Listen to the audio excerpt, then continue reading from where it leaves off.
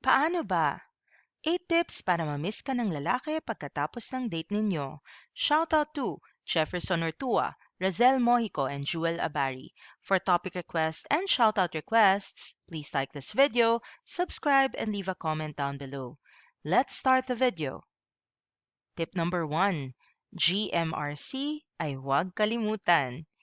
Kahit sino man ang makasalumuha mo, importante ang pagpapakita ng tamang asal. Ang ibig sabihin ng GMRC ay good manners and right conduct. At minsan, yung mga babae ang hindi nagpapakita nito sa date sa isang lalaki. Bata pa lamang tayo ay itinuturo na sa atin kung paano maging respectful sa ating kapwa at na huwag gumawa ng mga bagay na ayaw nating gawin din sa atin. So that includes pagiging sobrang late sa unang date. Ayaw yan ng mga lalaki. Expected nila na siguro malilate ka 10 minutes, 15 minutes, pero 30 minutes and up, medyo nakakabastos na yon. Ito ang isa sa mga dapat ginagawa sa first date mo. Huwag kang gagawa ng mga bagay na ikaka-turn off ng date mo sa'yo, lalong-lalo na kung gusto mo rin siya.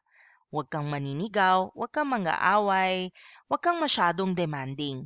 Sa madaling salita, maganda muna ang ipakita mo, magandang asal dahil sabi nga nila, first impressions last. Tip number 2, relax ka lang. Wala namang tao ang hindi kinabahan sa date. Lahat naman siguro ng una ay nakakakaba. Pero habang tumatagal naman ay nagiging masaya na. So kung sa umpisa medyo kinakabahan ka, ninenervyos ka, um, chill ka lang. Kasi kung kinakabahan ka, most likely yung lalaki rin kinakabahan. Natural lamang na hindi mo malaman ang gagawin mo, lalong-lalo na kung first meet up nyo pa lang. Huwag mong masyadong ipahalata na kinakabahan ka. Mas maipapayong mag-breathe in, mag-breathe out para kumalma ka. And then, just wait for the guy to lead. Yung guy dapat ang nagli-lead ng conversation. So, ang trabaho mo lang is to be nice, to be calm, no? Pangiti-ngiti ka lang. Isipin mo na lang na ang kausap mo ay yung taong gusto mo at malapit sa'yo. Yung tipong hindi ka ma-awkward kasi komportable ka namang kausap siya.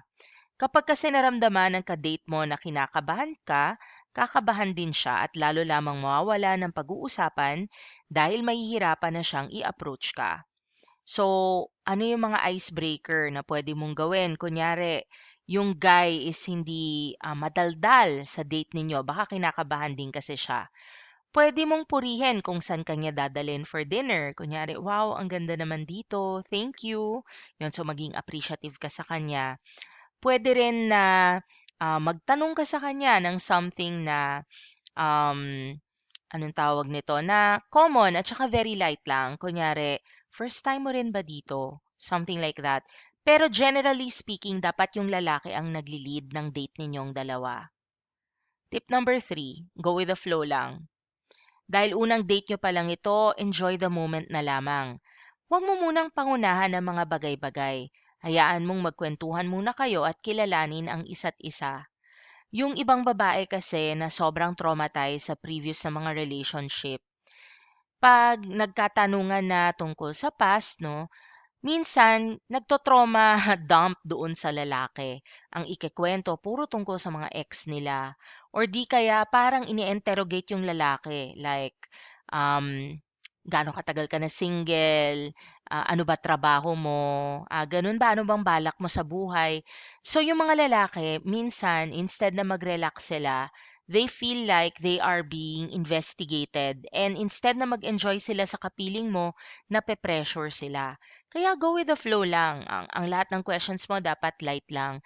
And dapat actually 60 to 80% of the time, yung lalaki ang nagli-lead ng conversation at nagtatanong sa'yo. Huwag mo munang isipin ang mga bagay na hindi pa naman nangyayari. Kunyari, huwag mo siyang tanungin kung nambabae na ba siya dati. Dapat ay umakto ka lang ng natural. Huwag mo munang isipin kung masusundan pa ba ang date na ito at kung nagugustuhan ka niya. Ang isipin mo lang is yung kasiyahan mo. Mag-enjoy ka lang. In-invite ka niya, therefore it means na kahit papaano ay may gusto siya sa'yo. Tandaan, first date yan. Una pa lang, kaya dapat enjoy lang kayong dalawa. And that means na for him to enjoy and for you to enjoy, wala munang sobrang seryoso at mabigat na topics. Kaya go with the flow lang and see where he leads the conversation. Tip number 4, maging handa. Kapag first date mo, dapat ready ka. Mag-ayos ka sapagkat dapat itong pinaghahandaan ng mabuti dahil ang unang impresyon sa'yo ng kadate mo ang tatatak sa kanya. Kaya ka malamang naaya ng kadate mong lumabas is because nagkagusto siya sa'yo, nagustuhan niya yung kagandahan mo, o baka may nakita siya sa character mo na gusto niya pang makilala. Pero that doesn't mean na sa unang date nyo ay pupunta ka doon ng nakapambahay. Part yun ng pagrerespeto mo sa lalaki na nagyaya sa'yo. Kasi kung gusto mo siya, malamang siya ay naghanda, nagpabango, nagmagandang suot. Dapat ikaw din. Huwag kang malilate sa usapan ninyo and huwag ka rin pupunta sa yung first date na hindi planchado ang damit o kaya naman ay ang gulo-gulo ng buhok. Yung tipong mukha kang haggard o pagod na pagod, mag-ayos ka naman ng konti. Mahalaga kasi ang first date. Hindi ito basta-basta kaya dapat pinaghahandaan lalong-lalo na kung tipo mo yung lalaking kadate mo. Tip number 5, magtanong-tanong. Hindi masamang manghingi ng advice paminsan-minsan, lalo na kung first date mo ito at wala kayong mapag-usapan. Mas maganda nang magtanong sa mga nakakatanda o nakaka-experience na ng first date.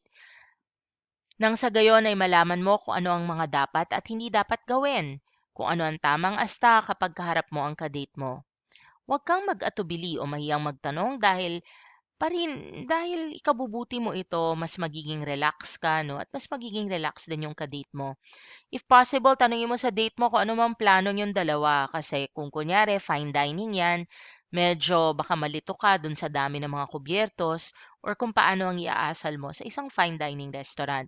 Pero kung casual lang, manonood lang kayo ng sine, generally speaking, no, basta mag-enjoy ka lang at mag-relax, okay lang yan. Kung ikaw ang lalaki, ikaw ang magdadala ng resulta ng magiging date ninyo. At kung ikaw naman ang babae, ang goal mo, ang role mo during the first date is to just be pleasant and to be observant. Kung kamusta yung pagkilos ng lalaki. So kung hindi siya bastos, hindi siya barumbado, may gusto ka rin sa kanya, nag-enjoy ka naman, posible magkaroon ng second date. Don't worry so much about whether or not he likes you. Focus more on whether or not you like him. Kasi siya ang nagyaya sa'yo. Hindi ka naman obligado na magustuhan siyang pabalik.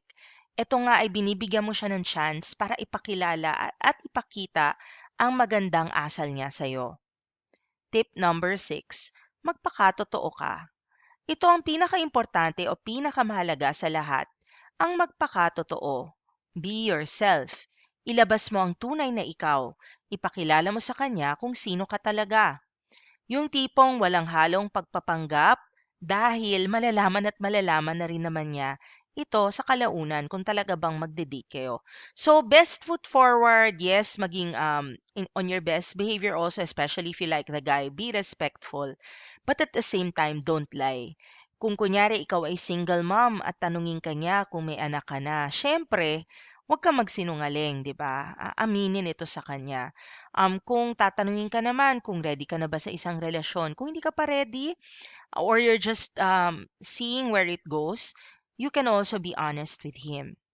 Tandaan, ang pagiging totoo sa sarili mo ay pagiging totoo rin sa ibang tao. At dahil dito, kung kayo ay totoo sa isa't isa, dun nyo malalaman kung worth it pa ba na mag-second date o hindi. Tip number 7, mag-offer ka na hati kayo sa bill sa unang date. Oo, alam ko, syempre, dapat ang lalaki ang magbabayad. Ngunit, it speaks highly of your character bilang isang babae kung nag-offer kang makihati sa kanya sa unang date. Dahil ibig sabihin nito ay pinalaki ka rin ng tama at hindi ka nagpunta doon para lang magpalibre, hindi tulad ng ibang babae. Ngayon, dapat kung pinalaki rin siya ng tama, siya ang magkukusa na siya ang magbabayad sa unang date ninyong dalawa. Pero maaari rin 'no, kung kunyari hindi naman siya kayamanan, kung matuwa siya sa gesture mo, Ang gentlemanly thing ay sa kanya yung mas mahal. Kunyari, linibre ka niya ng dinner, ikaw naman ang mag-offer na ilibre mo siya ng coffee. Okay lang yon. Kung minsan kasi kahit na sabihin mong pinaghandaan naman ng lalaki ang date, nakakahiya pa rin kung ililibre ka niya, lalong-lalo na kung wala ka namang balak makipag-date sa kanya uli. Kung sakaling tanggihan man niya ang alok mong makihati sa babayaran ninyo, hayaan mo na at magpasalamat ka na lang na napaka-gentleman niya. Maganda rin ito kasi ipapakita nyo sa isa't isa na okay siya, handa siya, no? At seryoso siya at ikaw ay hindi naman freeloader. Wag lang din na i-insist mo ng i-insist. Okay lang na mag-offer ka ng isang beses na magbayad ka rin ng kalahati mo sa date, pero pag hindi niya ito tanggapin, hayaan mo na at magpasalamat ka na lang. And tip number 8, huwag kang hahayaang magkaroon ng dead air at laging mag-open ng topic. So let the guy lead, but also dapat ping-pong ang isang conversation. Pag siya na yung laging nag effort tapos kunyari nakatatlong tanong na siya sa'yo, pwede mo siyang tanungin pabalik. Kunyari, ikaw naman. Kunyari, tinanong ka niya, ano bang paborito mong pagkain? Tapos sinabi mo, mahilig ka sa, kunyari, paella o fried chicken. Pwede mong ibalik sa kanya yung tanong, ikaw, ano naman ang paborito mo? Yon. So, that shows na hindi lang siya ang interesado sa'yo, pero kundi interesado ka rin sa kanya. Wag na wag mong hayaan na may mamagitan sa inyo na dead air dahil baka mamaya ay hindi siya masyado mag-enjoy at kung interesado ka sa kanya, baka isipin niya na hindi ka interesado sa kanya. Kasi nga, hindi mo siya tinatanong pabalik. So, may posibilidad na wala ng second date na magaganap. Maniwala ka, kung maganda ang kinalabasan ng first date ninyo, maaaring masundan pa yan muli. Kung talaga naging masaya siya sa nangyayaring date, mararamdaman mo naman at bago pa matapos ang date na ito o sa pamamagitan ng pagte-text sa'yo pagkatapos, malamang ay aayain ka niya uli. Maraming salamat sa pagnood. For topic requests and shoutout requests, please like this video, subscribe, and leave a comment down below. Maraming salamat and see you in our future videos.